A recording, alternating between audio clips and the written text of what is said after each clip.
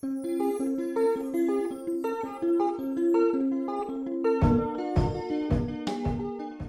the drastic increase in alcohol-fueled violence, Brisbane are introducing their toughest restrictions to date: 1 a.m. lockouts and 2 a.m. last drinks. This is a drastic change from what it used to be, where clubs, bars and smaller venues used to open at midnight and close between 3 and 5 a.m, this being the period where they made their most amount of revenue. Furthermore, there's going to be drastic impacts on the economy, Brisbane's nightlife culture, the transport industry and especially the music industry. The main concern is that bands are going to have to look elsewhere for gigs, and Brisbane's going to lose its culture. There are already so many bands and solo artists being affected by the lockout laws. As an emerging young artist, a lot of us try and get gigs in all of the Valley and Brisbane City venues.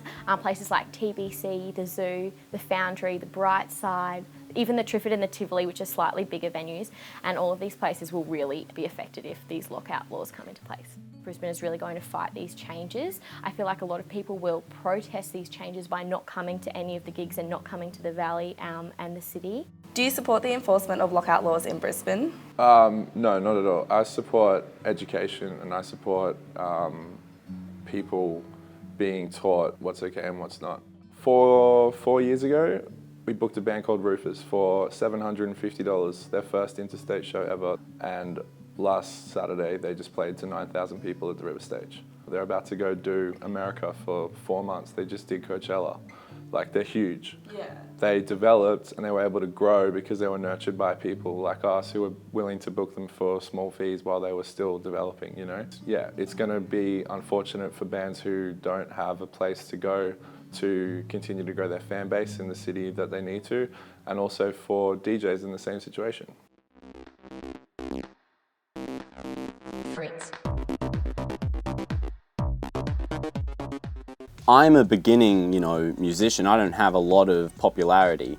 It's the 3 a.m. through till morning shifts that I get, which will be heavily affected by the lockout laws.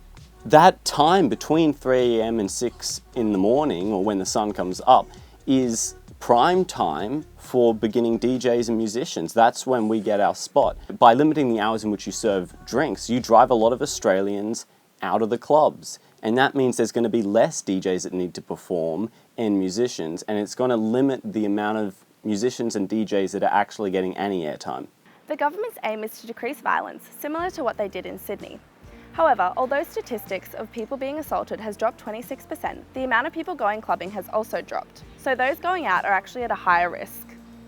There is a lot more alcohol-fueled violence out of the clubs than there is in the clubs. There is guards in clubs, there's a lot of regulation. They stop serving drinks to people who are flat out wasted.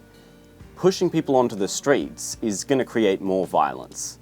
Yeah, I've seen violence, but I mean, I've also seen it get quickly sorted by security guards. While I've been in the Valley, I've never seen any violence towards anyone. And yes, although we hear those things on the news about one-punch attacks and things like that, it's really not as big as everyone makes it out to be. So you think it's definitely going to be like a negative thing, especially for like aspiring artists who are trying to get their name out there? Yeah, I mean, no positives are going to come from it for anything that is in the youth's best interest, no. Way less opportunities for musicians. Without an incredibly fortunate position and connections, yeah, it's very hard to climb that ladder. So with 6,000 jobs at a potential loss, it's obvious we have a problem. About 70% of an artist's income comes from their live performances. This is mainly due to the music sales in Brisbane at the moment, meaning it's so difficult for bands and artists to connect with their audiences. So what are we going to do to solve this problem? Unfortunately, Australians especially binge drink, and that's the culture. I think education for that culture would create a better result than what they're trying to do with these lockouts. I feel like even if we had an increased number of police on the streets, I feel like that would definitely combat the issue, especially if people see the policemen and the security guards, they're much less likely to throw a punch. This shouldn't be about pushing people onto the streets and just moving them into other locations where they can drink. It should be about actually educating the public and removing this whole binge drinking habit that we as Australians have. It's a vital part to keep our nightlife alive and keep the Brisbane music scene thriving. Lockout laws clearly aren't the answer to alcohol-fueled violence. It's more important to get people off the streets and educate young adults, teenagers and members of the public of the consequences of alcohol and how to deal with it properly.